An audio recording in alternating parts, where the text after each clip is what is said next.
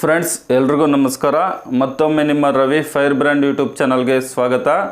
ತುಂಬ ಜನ PM ವಿಶ್ವಕರ್ಮ ಯೋಜನೆಗೆ ಅಪ್ಲಿಕೇಶನನ್ನು ಹಾಕಿ ಟ್ರೈನಿಂಗನ್ನು ಮುಗಿಸ್ಕೊಂಡು ಬಂದಂಥವ್ರಿಗೆ ಬ್ಯಾಂಕ್ ಕಡೆಯಿಂದ ಕೆಲವರಿಗೆ ಕಾಲ್ ಬರ್ತಾ ಇದೆ.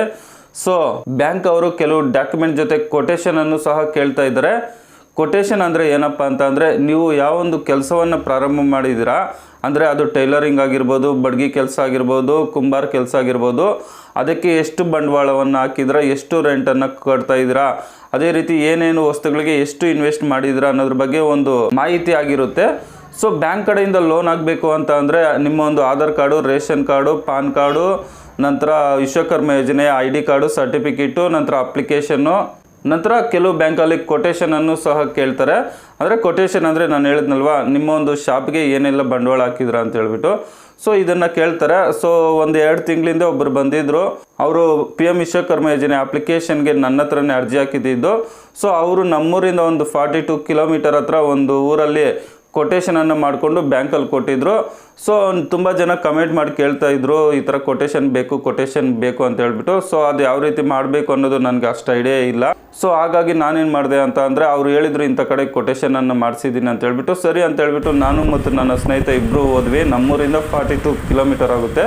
ಸೊ ಅಲ್ಲೋಗಿ ತುಂಬ ಕಡೆ ವಿಚಾರಿಸಿದ್ವಿ. 15ರಿಂದ 16 ಕಡೆ ವಿಚಾರಿಸಿದ್ವಿ. ಈ ಥರ PM ವಿಶ್ವಕರ್ಮ ಯೋಜನೆಯ ಟೈಲರಿಂಗ್ಗೆ ಸಂಬಂಧಿಸಿದಂತಹ ಕೊಟೇಶನ್ ಬೇಕು ಅಂತ ಹೇಳ್ಬಿಟ್ಟು. ಆದರೆ ಎಲ್ಲ ಕಡೆ ನಾವು ಮಾಡಲ್ಲ, ನಮ್ಗೆ ಗೊತ್ತಿಲ್ಲ, ಇನ್ನೊಂದು ಹತ್ರ ಹೋಗಿ ಕೇಳಿ, ಇನ್ನೊಂದು ಹತ್ರಕ್ಕೆ ಹೋಗಿ ಕೇಳಿ ಅಂತ ಇದ್ರು. ಸೊ ನಾವು ತುಂಬ ಕಡೆ ವಿಚಾರಿಸಿ ಬೇಜಾರಾಯಿತು. ಆದರೂ ಹೆಂಗೂ ಬಂದಿದ್ವಿ, ಎಲ್ಲಿ ಅಂತ ಹುಡುಕ್ಲೇಬೇಕು ಅಂತ ಹೇಳ್ಬಿಟ್ಟು ತುಂಬ ಕಡೆ ಹುಡುಕಿದ್ದಕ್ಕೆ ಒಂದು ಹತ್ರ ಸಿಕ್ತು.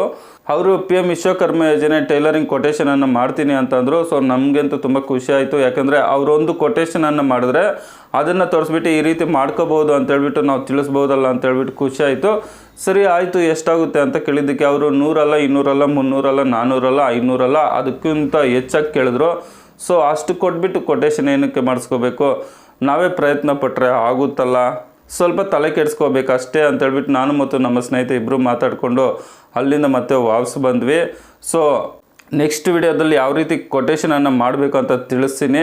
ಅದೇ ರೀತಿಯಾಗಿ ನನ್ನ ಒಂದು ನೇಮು, ಫೋನ್ ನಂಬರು, ಅಡ್ರೆಸ್ ಏನಿರುತ್ತೆ ಅಲ್ಲಿ ನೀವು ಎಡಿಟ್ ಮಾಡಿಬಿಟ್ಟು ನಿಮ್ಮ ಡೀಟೇಲನ್ನು ಹಾಕ್ಕೊಳ್ಳಿ.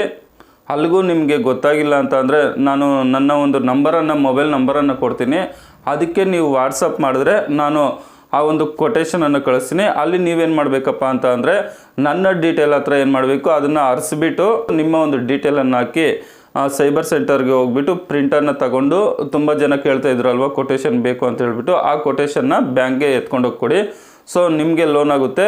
ನಾವು ನಿನ್ನೆ ಎಲ್ಲ ತುಂಬ ಕಡೆ ಹುಡುಕಿ ತುಂಬಾ ಬೇಜಾರಾಯಿತು. ಅದಕ್ಕೆ ನಾವೇ ಡಿಸೈಡ್ ಆದ್ರಿ, ನಾವೇ ಕ್ರಿಯೇಟ್ ಮಾಡೋಣ, ನಾವೇ ಒಂದು PM ವಿಶ್ವಕರ್ಮ ಯೋಜನೆ ಟೈಲರಿಂಗ್ ಕೊಟೇಶನನ್ನು ಮಾಡೋಣ ಅಂತ ಪ್ಲ್ಯಾನ್ ಮಾಡ್ಕೊಂಡಿದ್ವಿ. ಸೊ ಇವತ್ತು ಅದಕ್ಕೆ ಸಂಬಂಧಪಟ್ಟಂತೆ ಯಾವ ರೀತಿ ಮಾಡಬೇಕು ಅಂತ ಡಿಸ್ಕಸ್ ಮಾಡಿಬಿಟ್ಟು ಅದನ್ನು ಪ್ಲ್ಯಾನನ್ನು ರೆಡಿ ಮಾಡ್ತೀವಿ.